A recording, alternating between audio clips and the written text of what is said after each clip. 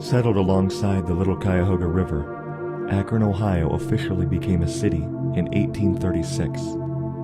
Named for the Greek word high, the city was at the summit of the Ohio and Erie Canal. In 1871, Dr. Benjamin Franklin Goodrich moved his rubber company from New York to Akron, beginning the creation and evolution of what would be known as Akron's most famous product. Goodrich was followed shortly thereafter by the Goodyear Tire and Rubber Company in 1898, Firestone in 1900, and General Tire in 1915, giving Akron its nickname, the rubber capital of the world. In 1920, the booming tire industry made Akron the fastest growing city in the nation. The major industrial growth required city expansion, particularly to the north, in what would become known as the North Hill neighborhood. In order to connect the new neighborhood to the thriving city, the North Hill Viaduct was built in 1922. Over the years, as the city declined, so did the condition of the North Hill Viaduct, which was torn down in 1977. Soon after, the plans for the new All-American Bridge were underway, a construction that would become only the second Y-shaped bridge in Ohio. The All-American Bridge aimed to restore the fallen connection between downtown Akron and the now struggling North Hill neighborhoods. Little did the city know, the completion of the All-American Bridge would not only reconnect the citizens of North Hill to the city, but it would also reconnect the Akron area with the dark social stigma of the fallen viaduct. The North Hill Viaduct had problems from the outset. 7 men fell to their death during the construction, and bodies continued to fall thereafter. However, those bodies did not fall accidentally. During its 56-year existence, the viaduct was the site of approximately 1 suicide jumper a year.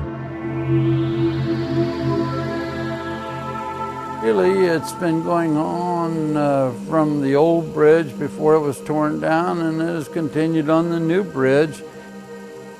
I can think back, and I know of quite a few in the, I've been on it since 1964, and in that period of time, there's been numerous ones, but it's, say maybe 2 or 3 a year.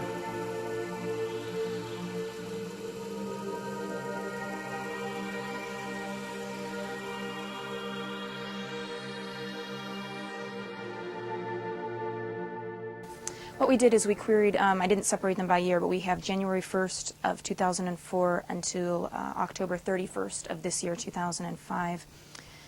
What I went ahead and did is I queried, again, the signal 30s and 43s, the mentally ill and suicide in progress calls.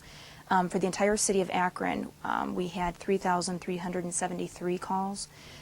Those that we can narrow down to actually being calls to the Y Bridge for jumpers were 136. That's about 4% of those calls. Keep in mind, we get roughly 200,000 calls a year for calls for service in the city of Akron. So in that time period, we have roughly 400,000 calls for service. Of those 400,000 calls for service, you have 1,000 of those for suicide calls, 84 at the Y Bridge. So that's just a small percentage of the total calls for service that we get. And again, this again is the exact same time period, January 1st of 2004 through October 31st of this year, 2005. We have 124 total suicides, 6 of them occurring on the Y Bridge, and that's about 5% of all of the suicide calls in the county. And again, that's a county statistic. They come in spurts, but no, they don't happen on a daily basis.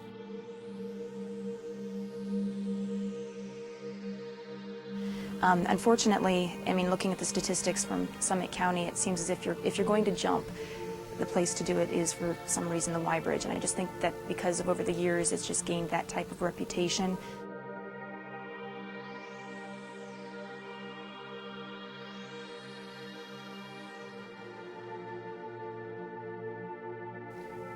I've been on calls to the Y Bridge where I've talked people off the Y Bridge.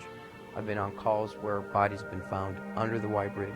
And normally, as with any other bridge, any other jumper, those that completed the act of jumping, we don't hear about it until somebody finds, unfortunately, the body.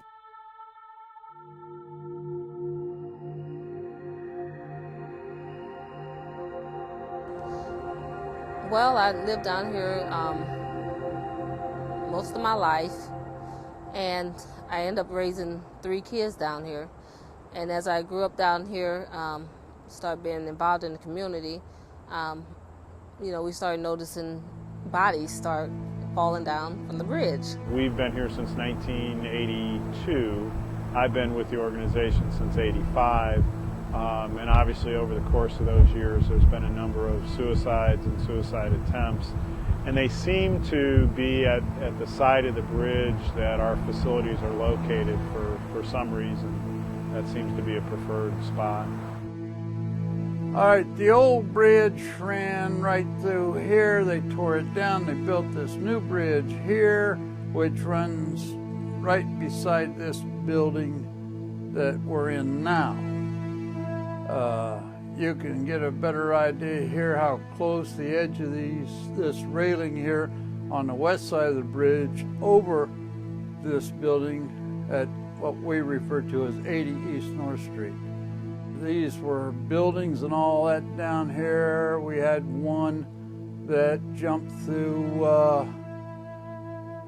a tree behind a home that was here, and a woman was standing at her sink and witnessed that. It was pretty ugly. I personally have not witnessed any, but we get at least 2 a year, either between the street that's between our facilities or literally in our parking lot. It really at least 2 a year. I just wish they would go ahead and do the right thing, not because they waiting on those houses to be finished. I wish they would go ahead and do the right thing for this community and put a fence up there. Either put a fence or tear the bridge down, and you're not going to tear the bridge down.